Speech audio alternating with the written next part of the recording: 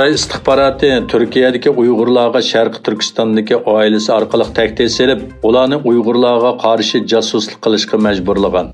İstanbul Zeytinburnu'ndaki Uyg'urlar açқан bir satranchxonada bir Uyg'ur yosh maxfiy holda do'konni suratga tortayotganda tutilib qolgan.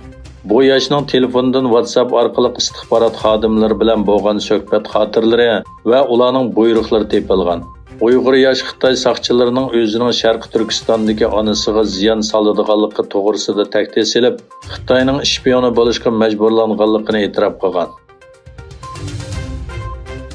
Bu ayning 16-kuni Yevropa Kishilik huquq sudi Maltani bu davlatda yashayotgan Uyg'ur ayolni chegirdan chiqarib o'tmaslikka buyurgan.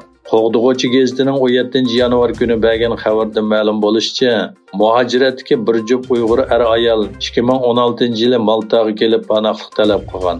Ammo bu iltimosi 2017-yili rad qilingandan keyin ular Maltada necha yil yoshirinib yashashga majbur bo'lgan. 2022-yilga kelganda ular qayta iltimos sunib, o'zlarini Maltadan qaytarib o'tmaslikni talab qilgan. Ammo 2023-yili 1-oyning 12-kuni yana rad qilingan. Erkin Osiyo radiosining xabar qilishicha, Malta hukumatı bu Uyg'ur ayolning bir necha kun ichida Xitoyga qaytarilganligini bildirgan hamda ularning telefonini ilib olgan. Xalqaro kishilik huquqni kuzatish tashkiloti yillik dokladida Rossiya bilan Xitoyni 2022-yildagi eng nachar davlat deb bekitdi.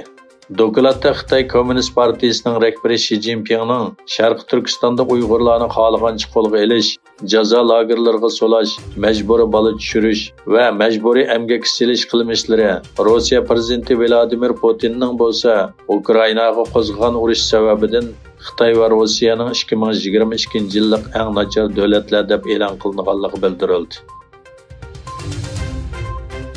Xitoy hukumatı Amerika Avam palatasining Xitoy atalg'usini ishlatmay, uning o'rniga Xitoy Kommunist partiyasining qisqartirilmasi bo'lgan CCP'ni ishlatishiga norozilik bildirib, Amerikani sovuq munosabatlar urush qo'zg'ash bilan aybladi. Amerikada ikki partiya a'zolari tarafidan birlikda qurilgan Xitoy bilan bo'lgan munosabatlarni bartaraf qiladigan komitetga Xitoy Kompartiyasi komiteti deb nom berilgan edi. Parlament a'zolari buningda Xitoy hokimiyati bilan xalqni ayirib muomala qilishni maqsad qilganligini bildirgan edi.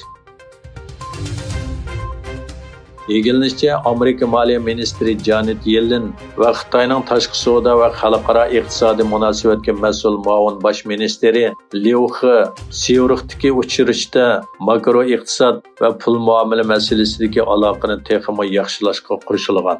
Amerika Moliya ministrligi bayonotida Yellenning andish qiladigan masalalarni o'tirg'a qo'yganligini bildirdi. Tayvan diplomatiya ministri Joseph Wu Xitoy davlat raisi Xi Jinpingning ikki masalalardan qutulish uchun Tayvanga tajovuz qilish ehtimolligining yuqori ekanligini aytdi. Xabar qilinishicha, Joseph Wu 2027-yili bu xil harakatning yuz berishining halqaliq yil ekanligini aytgan.